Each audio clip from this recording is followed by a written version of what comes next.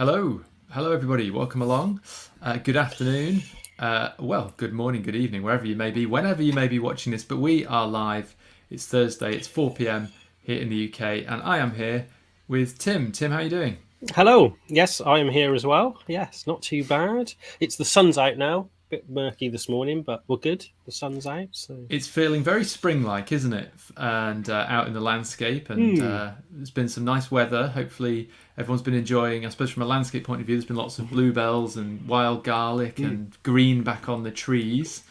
And I know some people who've been travelling a bit more as well, Tim. We've had that, haven't we? With people we've been chatting to. Yeah. People have been getting out and away. Well, not out, but away, I suppose, and getting around and about and things. So it's quite Yeah, nice. I've been doing a bit of travelling as well, doing some talks and things. So it's been that's quite it. nice. So Get your cameras out, everyone. And yeah. today we are here to reveal da, da, da, da, the winners of the FS Monthly competition for April, where the theme was monochrome, so black and white images. And we run this monthly competition every month, obviously, through the hashtag FS Monthly. And you can take part on Facebook, Instagram, or Twitter. And as I say, this is to reveal the three winners of the monochrome competition. And those three winners get a £50 Photospeed voucher and an A3 print of their winning image, which Tim handles on a super duper printer and Hmm. very carefully prints for you on the paper of his choice to suit the image.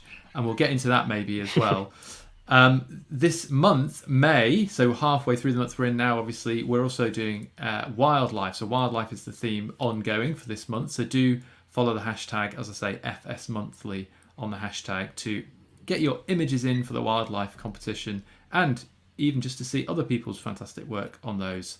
And we've got some interviews that we've been putting out in the last week and in the coming weeks with leading wildlife photographers, including Jack Perks. That one's out already, isn't it, Tim? Yes, I think that was last week. Yep. Yeah. And then we've got Terry Donnelly coming up as well, which talking all about his amazing squirrel pictures, which I'm still astounded he gets. But yeah. Yeah, those Terry's red squirrel pictures are fantastic, and we're going to spend quite a bit of time chatting to him about those because he's not necessarily thought of as a wildlife photographer, but I mean, photographer is a photographer, and then we apply it to things which are of interest to us and of interest to other people, and he did some great work on that, so that's worth checking out. No, But definitely. we're here for mono, we're here for black and white, we're here to reveal the Yes. winners. So, Tim, shall we do it? Right. Yes. Okay. Without further ado, let's click that one. There we go. First Wowzers. person. Yes, so Yes. I believe this is Daniel Sands, and Yes. you are our first winner. These are in no particular order, by the way, but the three winners. And I think a very quick one. I know everyone who's watched this before will know, but Tim and I sift through the images anonymously. Each of us does it separately, and we pick out two or three which we really like. Then we come together before this live event, and we just kind of narrow it down to the final three based on stuff we feel strongly about or general agreement. Hmm. And Tim, this both of us like this image, but I know this was also one of your main picks. So was there anything you wanted to pick out about why, or especially certainly to the I theme? Well, no, it's just I just really like it. I really like the lines in it. Those lines coming in. I think that's just brilliant. And then got this shadowy figure in the background. I just really liked it in that sense. Kind of, it's quite relaxing. Kind of, it's quite lonely as well. I suppose it gives that kind of feel as well. But also for me, it kind of it reminded me of that famous Joy Division cover where they stood on the bridge in Manchester. But that's just me, I suppose. That's my own little kind of thing. It reminds me of. But yeah, it was just loved. I just loved all the lines going in, and actually the kind of the wave of the bridge as well, and things like that was just something a bit different, I think, and also the little figure just sets it off for me. Yeah, that was my kind of thinking.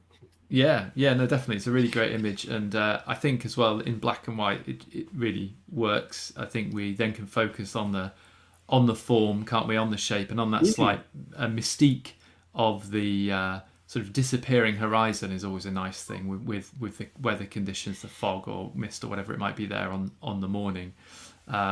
So yeah, that's a really cool image. And actually, if you're watching along, anyone, if you want to add any of your thoughts or comments about the images in the comments thing, we'll try and pick up on those as Yeah. we go. And so, Daniel, that's wicked. We're going to sort you out with that, and Tim will be in touch with all the winners to get the high res file so that he can do the premium print, so Yeah. to speak. Any Yeah. quick thoughts, I'll Tim? message you all tomorrow. Okay, cool. Any quick thoughts before we move on to the next one? Any quick thoughts about paper choice on this particular one, or are we not yet? I'm sorry, I've Ooh. thrown you on the spot there a little bit, haven't I? No, I But think because it's quite a delicate tone, and I think I'm quite big on the delicate tones and high contrasts and things like that. And this is a delicate tone, I think.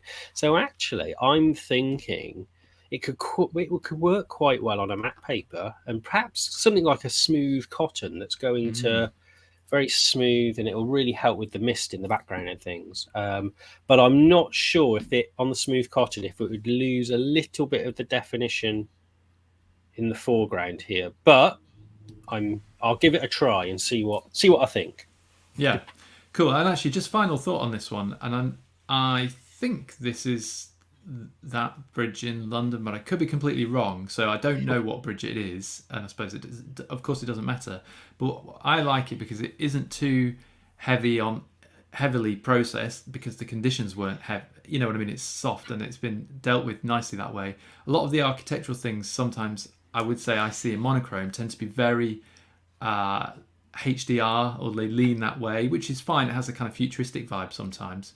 But I think here it's been really, Daniel just handled it really nicely and really naturally. So nice job. And Tim and I both kind of commented on that. So well done, Daniel.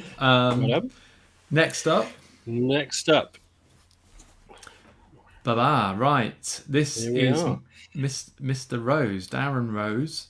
I think there were a couple of these fern images in the list that we saw, and I enjoy both of them actually. But just this was one of my main picks, so maybe I'll just have a quick word about it, Tim, and then I'll throw to you. Yeah, I think carry on. Go on. with the monochrome thing and the black and white thing, I was always thinking, I was looking through the images, well, why do I think these images are particularly well suited to it, or why has the photographer chosen that to sort of convey their aesthetic through this image? And for me, just this really works in black and white. I'm sure it would work in colour. You can imagine those ferns are probably a kind of radiant green in a way, and some of those shadows behind would still be there and it would still be okay. But I think what really works for it in black and white, or in mono, whatever, is that the background can disappear, can be heavier, and that just brings the highlighted ferns here in the top left sort of third of the frame.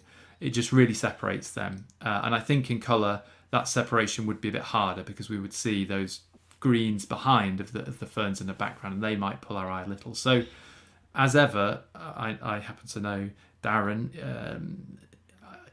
I've seen his work for a while. I didn't know this was his, but it wholly doesn't surprise me. Really nicely composed, great eye for detail in a small place, and really a lovely black and white image. Tim, what do you think?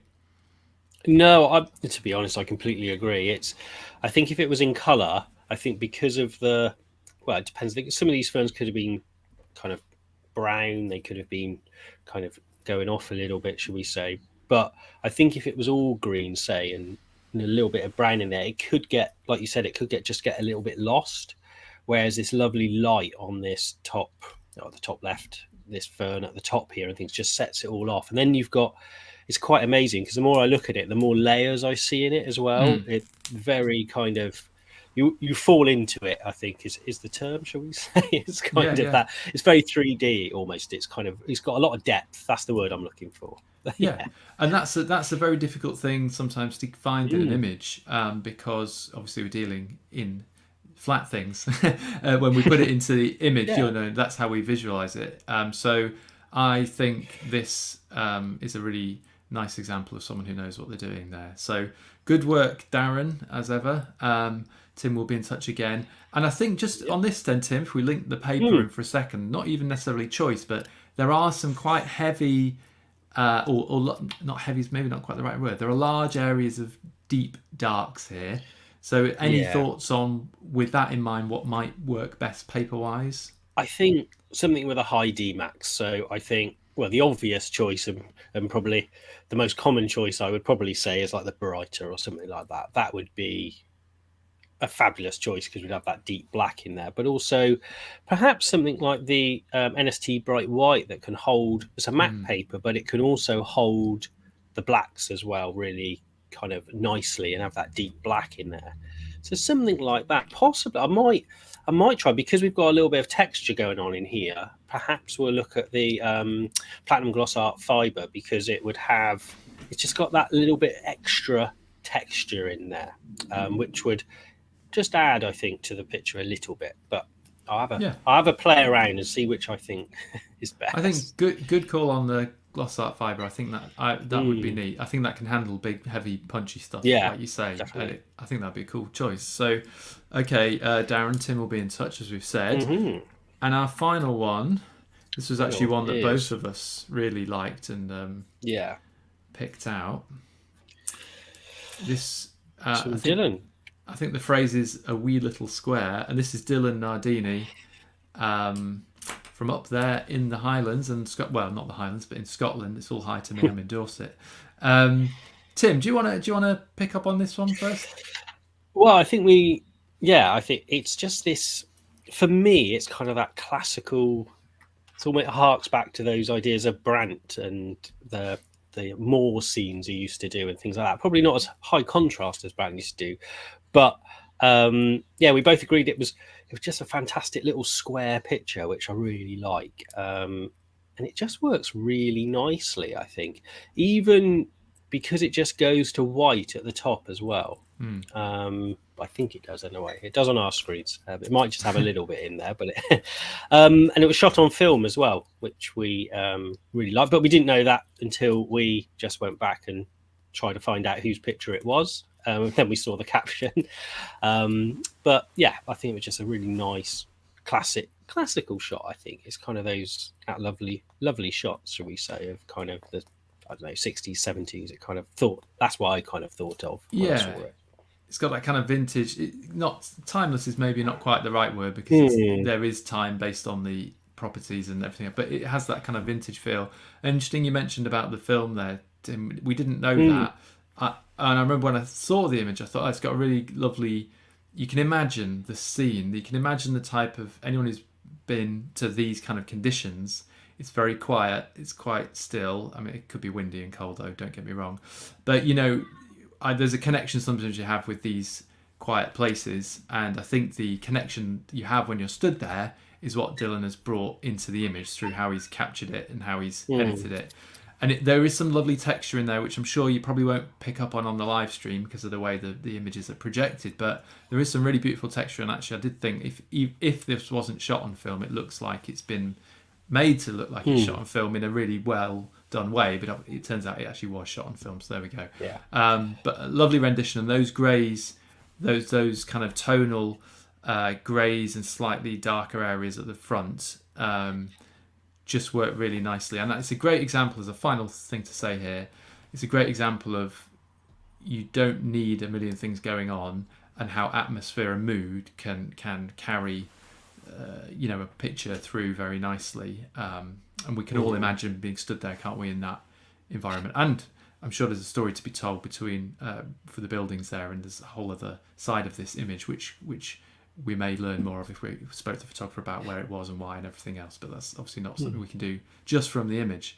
So well done to Dylan, Daniel, and of course Darren for his fern image as well. And as ever, Tim, I think it's fair to say, loads of great images again. It was so hard. It was. I think we were still deciding right up till the last minute, weren't we? To be honest, when it was counting down, so we were to-ing and fro-ing. So we do take our time, and it can be hard work, which is good. Which is good for us and good for you as well. It's amazing images out there. So. Yeah, and I think the fun thing that I've seen with this is lots of people interacting with other people's images. It's not people. It's nice if you win, sure. But there can only be 3 winners out of a few hundred entries, so that doesn't mean all the other images aren't good and great in different ways.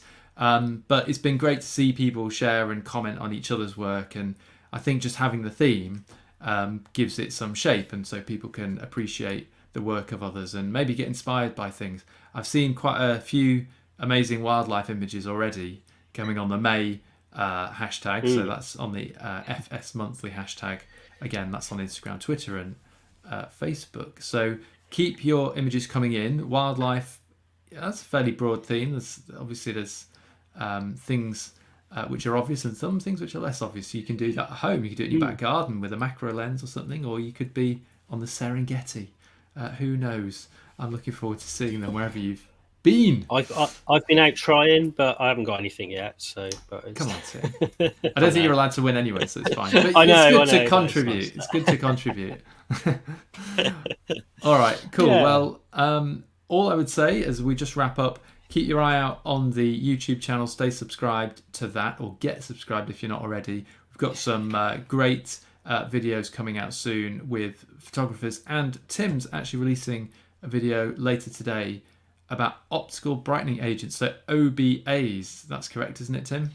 Yes. Yeah. So, do we need them? What do we need them for? And should we worry about them, basically? So, Yeah. but that should be. I think it's publishing about 6 o'clock this evening. So, Great. yeah. Hopefully, you all enjoy that one. Bit of jargon busting, because you hear these terms, don't you, thrown around. What is an OBA? What does it mean? Why are certain papers have it? Why don't? Ups and downs, etc. So Tim will cover all of that in the video. And we will be back, or some form of us will be back, in 3 or 4 weeks' time to announce the winners of the FS Monthly Wildlife Competition, which is obviously ongoing in May. So we'll see you back for then. But for now, I think, Tim, should we say goodbye? Yes. Well, bye-bye. Cheerio, everyone. Thank you, and thanks for taking part.